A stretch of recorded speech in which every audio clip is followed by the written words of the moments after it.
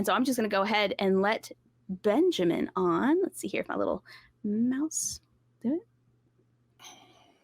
Hey. All right. Benjamin. How are you doing today?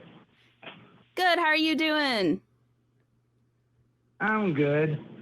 So Excellent. I was calling to debate the morality of, well, not just morality, but to debate about slavery in the Bible. As I debate in terms of you're for it, you're against it, you support it. I'm for it mostly. There is some stuff that I don't like about it, but majority of the stuff that I was going to point out, I was going to try to make a case that it was more good than bad. Oh. Can I just ask a question before we go any further? Do you think it would be okay to bring the type of slavery you're talking about back today? Well, that depends. Do you mean indentured servitude? No, I'm talking about slavery, like as in as described in Leviticus 25:44, that type of slavery, where you actually buy your slaves from your neighbors. From the heathens around you, yeah. So, what do you think? It depends because I was just going to say, what do you think could be beneficial or positive about slavery? I'm curious what your answer to that's going to be. Well, so the economy back when they had slaves, I mean, it wasn't just, train and bear wool and slaves and do whatever I say and all that. I mean, you had indentured servitude where somebody would work for you to pay off a debt. Most of the time, that's not slavery. We're talking about slavery. Let's drop the indentured servitude completely because we're not talking about that. We're talking about slavery. There was also very much slavery throughout the time. Like that was very much alive and well. I don't want to compare slavery to indentured servitude. The two things are not the same. And let's just drop the whole concept of indentured servitude because that wasn't the topic. Slavery was. But also, even indentured servitude, I don't think there's a way to defend that, but I'm curious what they have to say. Well, I mean, I could defend indentured servitude because, I mean, if you're in a situation where you don't have the funds, which back then it would have been pieces of silver, to pay for something, you could work for it and then pay it off that way instead of having to have the money to pay for something. So it was a benefit to the economy at that time. But here's the thing, though. It's like bad debt. Right. There's a reason that in many states, things like payday loans are illegal, because even though they give you the money in the moment where you need it, the way that you have to pay it down and the way that you have to pay it off is so predatory and abusive. And you basically are never able to pay it off. That's indentured servitude. I've never heard a story of indentured servitude where somebody actually ended up paying it off. So what you're advocating for is people suffering for the betterment of the economy because they have to do a bunch of free manual labor that far exceeds the value of whatever they needed to begin with. Well, so I wouldn't say just for the economy. I mean, on the other hand, so if you're talking about slavery like in Exodus 21:20, where somebody can beat your slave as long as they don't die within a couple of days, then they're good. I don't think that was right. Me personally, I don't agree with that. Okay. But I do agree with the indentured servitude part of it, and I also agree with I mean, the case that I was going to make was buying and selling, even though it was slaves, still increased the economy at that time because there wasn't much, unless you was a farmer or a slave owner or even at that time a king or a royalty, nobody really had any money besides those people. But here's Here's the thing, though. They tell us all the time, right? This is something you hear all the time. If you can't afford to go out to eat, don't go out to eat. If you can't afford to pay people a living wage to run a business, you shouldn't run a business. So why should people who can't afford to pay their labor and can only afford to successfully run a particular business, whether it's a farm or whatever, be allowed to do so on the back of free human labor? In my opinion, if they can't afford it, they don't get the farm. They shouldn't, the economy should not run on indentured servitude or slavery. The economy should take a look at its budget and say, I need to stop buying avocado toast. I need to stop going to Starbucks because I clearly cannot afford the business I'm running if I cannot afford the labor that I need to run it to be paid a living wage. So why is it that I'm not allowed to do something like that? I'm not allowed to force a bunch of people to work for free for me, but if I'm a farmer or if I'm a king or if I'm rich, which shows me that I should be able to pay them if I'm already a rich person with a large farm, why is it okay that some people get to make people work for free when other people are told, if you can't afford it, if you can't afford to tip at a restaurant, if you can't afford to pay for a meal, don't go out to eat? Yeah, but that's what indentured servitude was. It was, if you owe somebody money, you can work it off.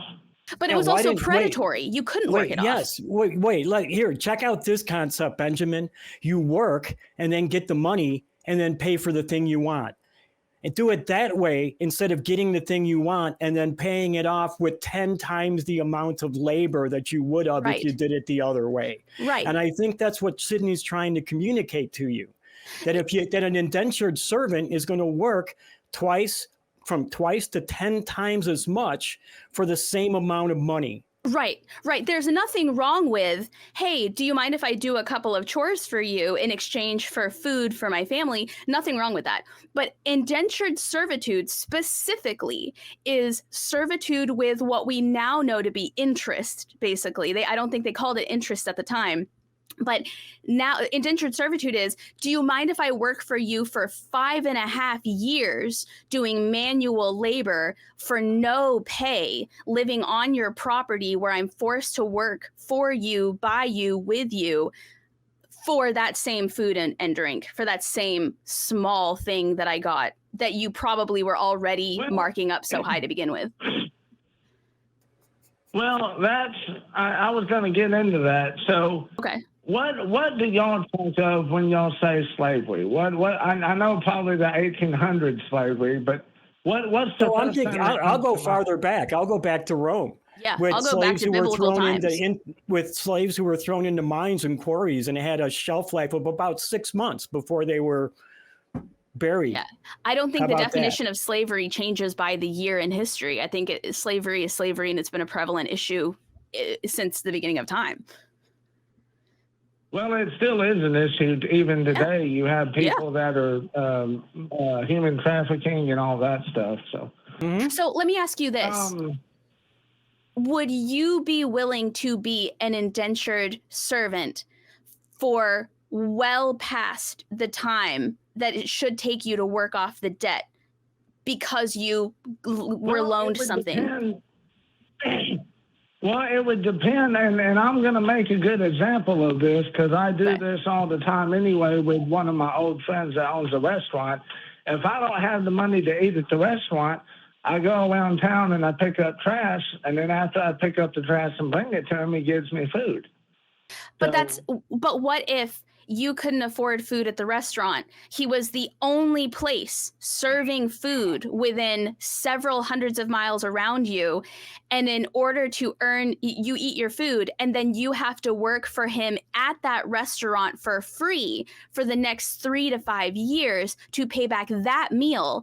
And in the time that you're doing that, you have such little money that you continually have to get more meals from him because he's the only place where you can get meals. Do you see what I'm saying? Like, because you're not being paid, you still can't afford to buy food. So you have to continually borrow from him meal after meal after meal for a decade, 2 decades, 3 decades, the rest of your life. That's what indentured servitude is.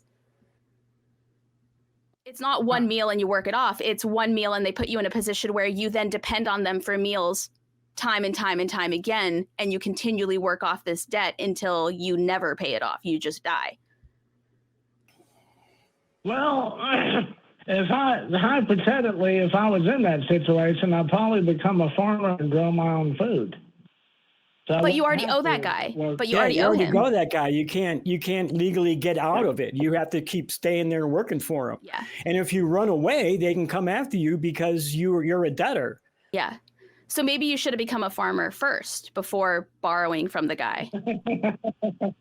Right? Yeah. Now let me ask you this, Benjamin. The rules that govern the slavery too. Like so after 7 years you let the slave go free. What about that? But that's not how that works. Yeah, but that's not. Do you know how indentured servitude worked in colonial America? Do you have any idea? Benjamin? About how like somebody would, like a shopkeeper would pay for somebody to come over from, say, Ireland or Great Britain. And I'm just going to round out some numbers. Let's say it cost $100 for the person to get to America. And they were promised that if you come here, I will pay you 10 cents a day until you pay off your $100. Right now, when they thought, wow, that's a great deal. You know, that's not too long I have to work. But when they got there and they started living with the shopkeeper and he started saying, well, now that you're here and you're taking up space in my shop, I'm going to charge you rent. And of course, you're going to be eating my food. So I'm going to charge you for that. And at the end of every day, when you were supposed to be making 10 cents, you found out you were only making a penny. And that was exactly the way that most indentured servitude worked in colonial America. So you're talking about a system, and I think that we've been trying to communicate to you is not a fair and equitable system. Right. Now, let me ask you this, Benjamin. You wanted to talk about the morality of slavery. I want to give you just like a minute or two to tell us, other than benefiting the economy, which to me does not seem like a moral issue at all, doesn't seem to have anything to do with morality. What do you find to be moral about slavery, or let's say indentured servitude, even if you want to throw that into the mix? What do you find to be moral about that that's not economic? So it helps the person. I mean, it might take a long time to work it off, but it still helps. I mean, in your example. Wait. How does being a virtual slave, and it's not chattel slavery, but it is virtual slavery. How is that a positive for any person? Right. Well, I mean, it depends on the circumstance, I guess. Well, give me a circumstance where it would be a positive. Yeah.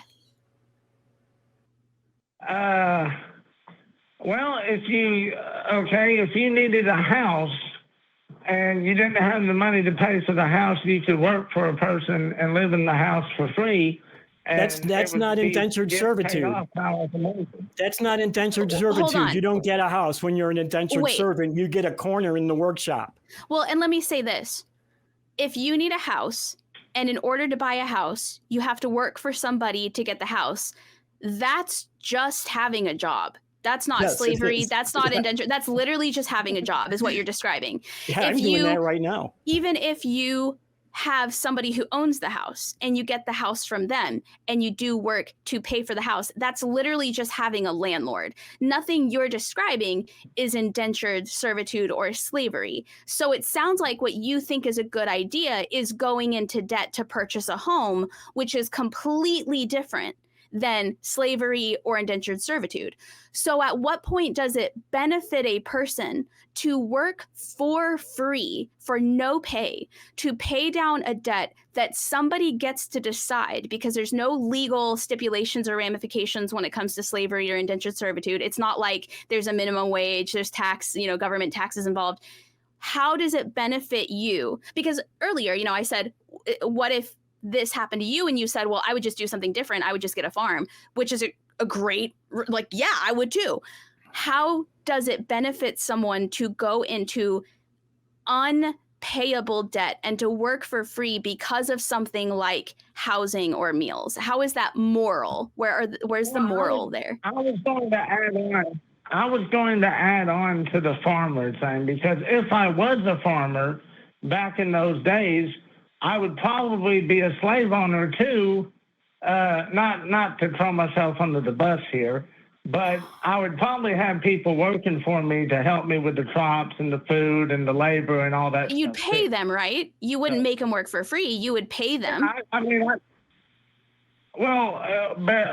be bare minimum or whatever the. But you'd pay them.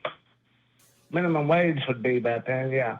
That's not slavery. That's not minimum wage. So it sounds like we agree that people should at least make minimum wage when doing work. And another point too is at the end of the day, you wouldn't bring them back to the barn and chain them up. Yeah. Unless you would. I wouldn't. No. Okay. Just clarify. Well, that's why we're pointing out why what you're talking about isn't slavery. Yeah. I think you're trying to make a moral argument for something that isn't slavery while still calling it slavery. So let's walk it back to the beginning. Moral arguments for slavery. You mentioned it helps the individual person, but we were able to kind of bring to the forefront that it actually doesn't. You're either just describing having a job or you're describing slavery.